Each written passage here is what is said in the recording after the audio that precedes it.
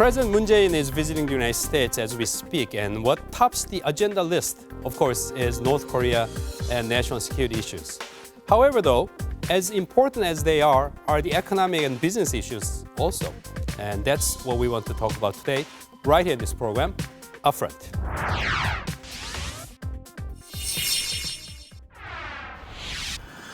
In addition to being steadfast allies for more than 60 years since the Korean War, Korea and the U.S. have built strong trade relations.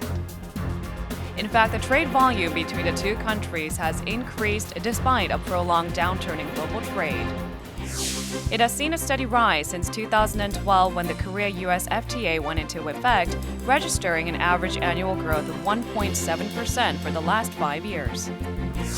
The growth in bilateral trade has led to a larger share in the other countries' total imports, which indicates a high level of trade interdependence. Korea's share in U.S. total imports rose to 3.2% in 2016 from 2.6% in 2012 when the free trade deal between the two entered into force. U.S. share in Korea's total imports also grew from 8.3% to 10.6% during the same period. The economic and trade relationship between Korea and the United States is just as important as their military alliance to ensure a better future. On this week's Upfront, we shed light on economic ties between Seoul and Washington, which many expect will grow even stronger after Korean President Moon Jae-in's bilateral summit with U.S. President Donald Trump.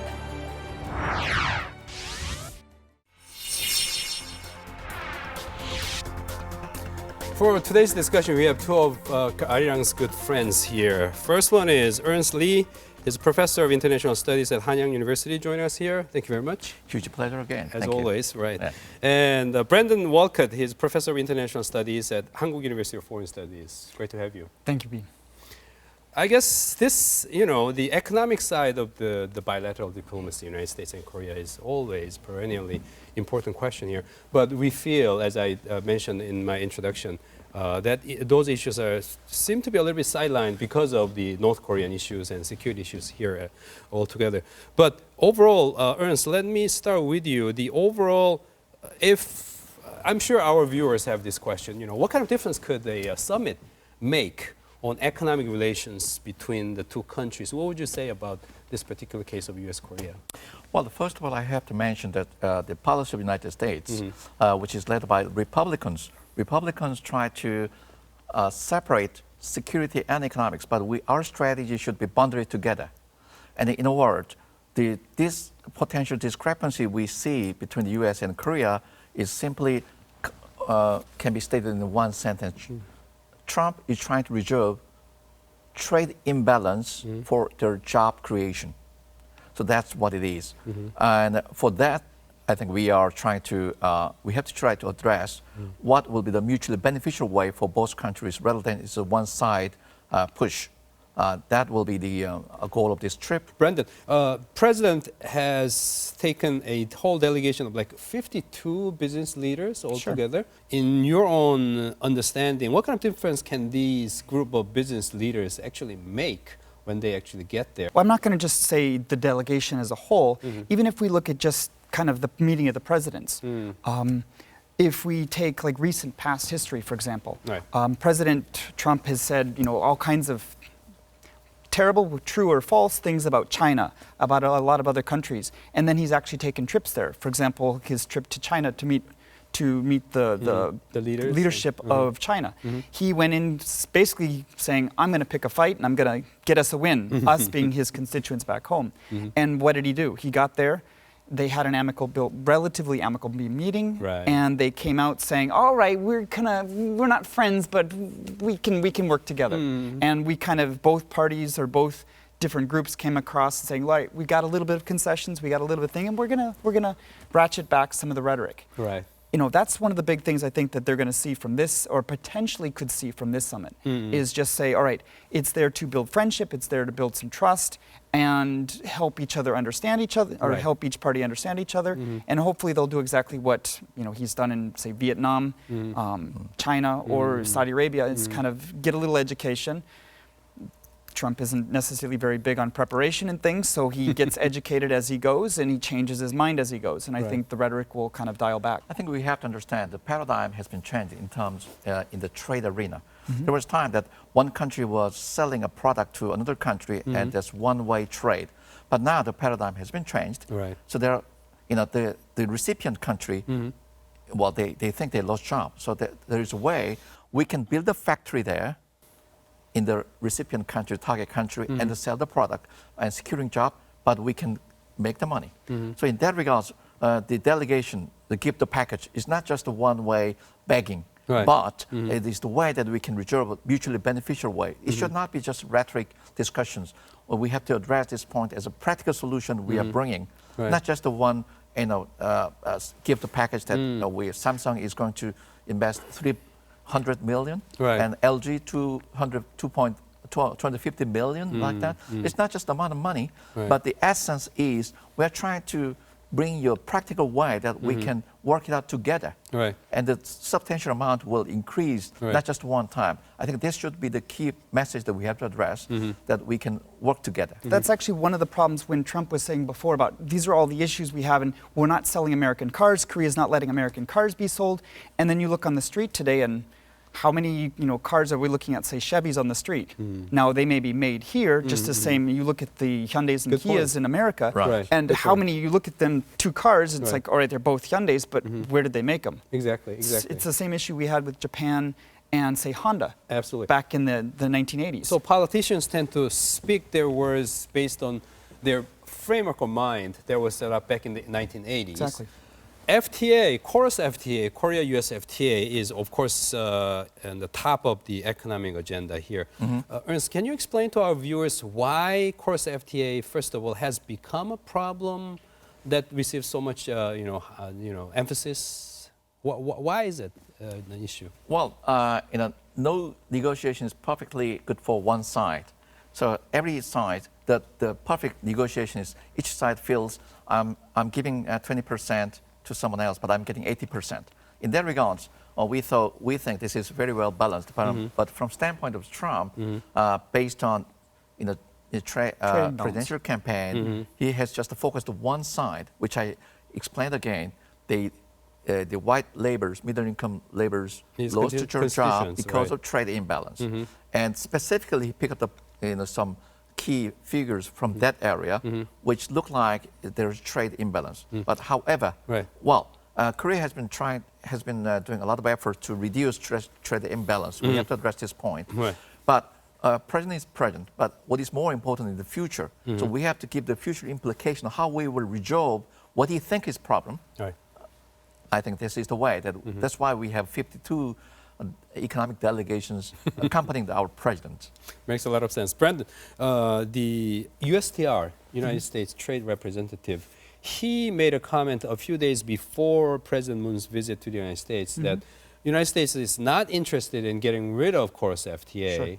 I think he ended his statement with that. He didn't talk specifically about the renegotiation and all that kind of stuff. For now, we know while NAFTA is kind of strongly rejected, Chorus FTA has not been rejected. It will stay in place, looks like. But a lot of people are talking about perhaps possible, some renegotiations in various areas. Well, what do you see ahead? What kind of renegotiation? And are you on the side of the observers who believe there will be certain kind of renegotiation to begin with? I actually hope they don't open up that can of worms. Why not? Because the moment they open up that, first off, Korea-U.S. The FTA, it's not just talking about trade. It's not just talking about the tariff and imbalances there or differences in reduction of the tariffs, et cetera. It talks about like digital property rights, there's a whole host of different things included within that. And you start getting in and changing that, and then you don't just start changing the playing field for those imports and exports that we currently do, but it changes the whole rules of the game for everything else that we would normally, the exports we as inside the United States would normally send to Korea and vice versa, moving into the future. So that really would open up a lot of issues that we don't necessarily, that are currently working more or less. Now, there could be maybe a little bit more transparency or other things from the Korean side, but they're not necessarily that substantial in terms of changing the whole playing field. Right, You scrap the FTA and restart it, it's going to take, first off, from what Trump has been doing for most of the bills he's put forward to date, he hasn't actually gotten anything actually through Congress. Right. So that would create a huge issue, and who knows when we'd actually kind of restart things. Right. And it's going to be a loss for everyone. Makes a perfect sense here. Opening can of worm, and that cannot be done. Then, would you see a very minimal, like a very light touch of kind of modifying the agreement at all? What would you see as a fortune teller for the future? No, I absolutely agree with your point, and I think in my expression, I would like to call it minor tuning. Minor tuning on current existing FTA will be done because the whole paradigm shift will not be good for both countries. They actually acknowledge that. As Brandon said. Yeah. Right. So the minor tuning could be some parts. On some part, technical example, as Brandon said, digital properties, digital trading issue, because nowadays the whole industry paradigm has been changed, and U.S. is leading the change by forced revolution. And the U.S. is reshuffling its economy based on job creation. Likewise, not existing companies, but new companies like Google and Airbnb. So they're taking the lead. But to spread out this trend, to export this kind of product, invisible digital product, they need to set digital properties or digital trading issues, which inevitably we have to accept that, and we have to work on that. Those are the possible new additions, perhaps, I think to the agreement. And then they are always concerned about foreign exchange manipulation. So they will say that we shouldn't do foreign exchange manipulation in protection of the trade. Right. So I think these two can be one of the issues they can bring up, and we can say, okay, we fully understand, and we will come back to you later, not rather than just say yes and no at the point. Of course or not. just talking about additional minor tuning in terms of, say, like agriculture to a degree, agricultural products and things. I did some. I don't know if the tariff is still the same, but I did some work for someone working with, say, the exports from the state of Alaska as possibilities, and they were looking at the potato, just raw, fresh potatoes. And we have a 300%, or we had a couple years ago, a 300% tariff on raw potatoes coming into the country. I mean, things like that, it can be a little bit of kind of change here, a little tuning. It may placate one side and not really affect the other side. So, I mean, there's things that we can do to make both Trump parties can happy. claim, right? Well, that's the whole thing. He can claim a win, he'll be happy and say, yeah, well, see what I did. Right, makes a lot of sense right there. As we watch all these different movements on the policy front, political front, and economic indicators front as well, we are more sensitive than ever before. And one example of that is raising interest rate by Fed as well.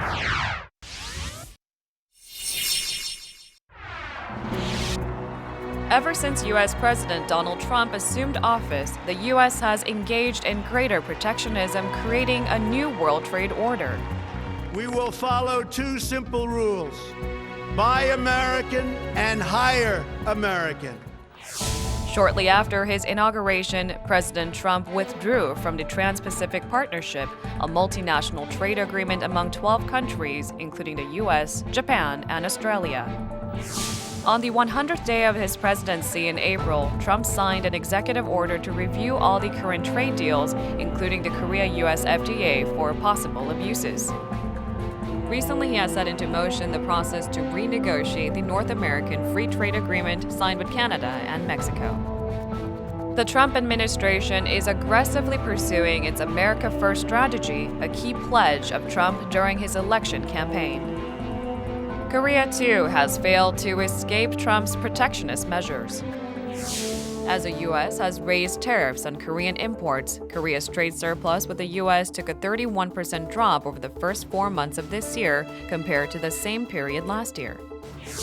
On June 14, the U.S. Federal Reserve raised its benchmark interest rate by a quarter percentage point to 1.25%, on par with Korea's benchmark rate. It also foresaw one additional rate hike this year. Korea's financial authorities said that they will strengthen the monitoring of the nation's financial markets and come up with countermeasures to minimize the Fed rate hike's impact on Korean households and businesses. The U.S. is experiencing dramatic change under Trump's presidency. What should Korea do to effectively respond to such change?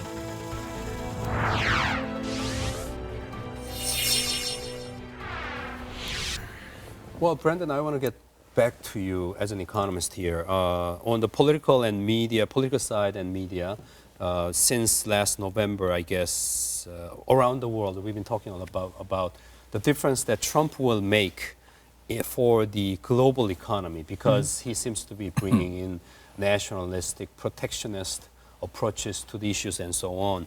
So far, have we seen actual impact of his rhetoric on the performance of global economy as a whole or not? Or are we going to see them eventually sometime soon? What is your prospect? I think it depends on whether you're looking at things directly or indirectly. Directly, I can't state this particular index has gone up or down specifically. But if we look at indirectly, the whole uncertainty of basically everything he's spouted and everything he's stated, nobody really knows where things are going. And because of that, that's created a lot of uncertainty, and no one really can hedge their bet in terms of, say, this is the sure direction. Some other political leaders we've had in the past, they knew exactly where things were going, they knew exactly what the relationship was going to bring, and they could basically bet on it. Now, I think that's the biggest issue, and the biggest kind of, not benefit, certainly, but that's the biggest liability that he's bringing, is saying, we don't know what's going to happen. Right. And basically, we're talking about uncertainty here, right? And then what market hates the most, as we've been told repeatedly, is the uncertainty. We have not actually seen market reaction, great, huge negative reaction to so-called Trump uncertainty yet. Right, that's what I'm saying. It's like I can't really tell you a specific market saying this has gone up or down, but I think everyone's kind of just a little bit more on their toes, and they're just waiting for something to pop. Right. When Trump came into office, a lot of people, myself included, were kind of a little bit apprehensive. Is he going to follow up with this rhetoric in terms of, we're going to start a trade war with China? And so it's like, well, we can't really start, buying or selling because we don't know which way it's going to go, but we're ready to start acting. Right. That's a very important point right there. And to be more specific about what we're talking about, Ernst, on the trade side, even though Brandon, I agree with him, many of his pledges were not materialized yet, but on the trade side, exit from TPP, for instance, rejection of NAFTA, those kind of actions we have seen. What are the impacts that you have observed as a result of these actions or rhetoric on the trade side being materialized? I think we haven't seen immediate result or negative result by U.S. to leaving NAFTA or things like that. But substantially, the global economy cannot fly with one engine, with the U.S., the other engine non-U.S. But only U.S. is performing well nowadays. Other engines are slowing down. Not yet. So in the recent IMF report released yesterday, actually, IMF has forecast the U.S. Trump policy may not be so successful in a way that he has said. Number one, tax reduction, and then number two, increase investment in the infrastructure sector, and then deregulation sector. While IMF said there are little milky area in that area. So U.S. GDP forecast IMF has discounted. Currently stands at over 2%, but IMF said in 2019, 2020, respectively, 1.9% and 1.8%, which says because of these trade imbalance or leaving the NAFTA or potentially leaving FTA may harm U.S. because 18% U.S. GDP is from trade. So U.S. is a big country relying on trade, of course. So this leaving this trade agreement is not just only beneficial for U.S. It's not good for both countries. So the impact will substantially arrive, and IMF has seen the potential impact, I think. And our biggest trading partners are the ones that he's the rhetoric is going after in terms of NAFTA. Those are number one, number two, Mexico and Canada. Vice versa. The point is that sort of thing is not going to increase trade. It's going to actually potentially hurt it. The oil price is a big issue here. I don't want to drag on too long, but with the low oil price, I think the emerging countries will lose competitiveness. Oil price? Yeah, oil price. The natural resource abundant countries. Well, that's not good for U.S. as well. And then Korea as well. Yeah, Korea as well. Definitely.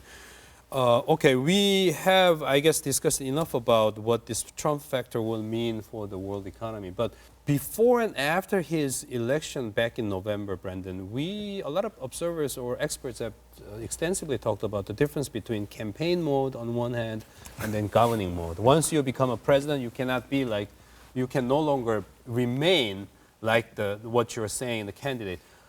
Do we see some kind of tone downing further kind of tendencies down the road at all? Or what do you see personally here? You mean, is he going to mature and grow up?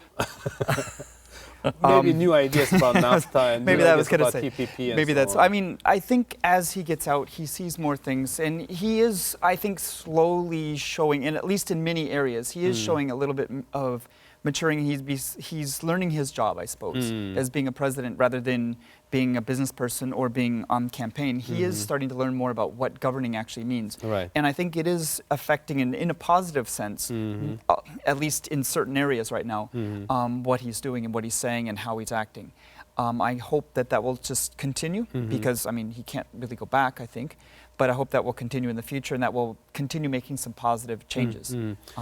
On that point, Ernst, do you think the current summit meeting taking place in the United States on economic side will actually contribute to making Trump becoming more further toning down his radical issues and so on? Do you think there is that contribution factor possibly Well, there? I think on this short trip, I don't think we can bring up some practical issues, but we have to at least cast some key topics that he should agree that we can continue dialogue on it.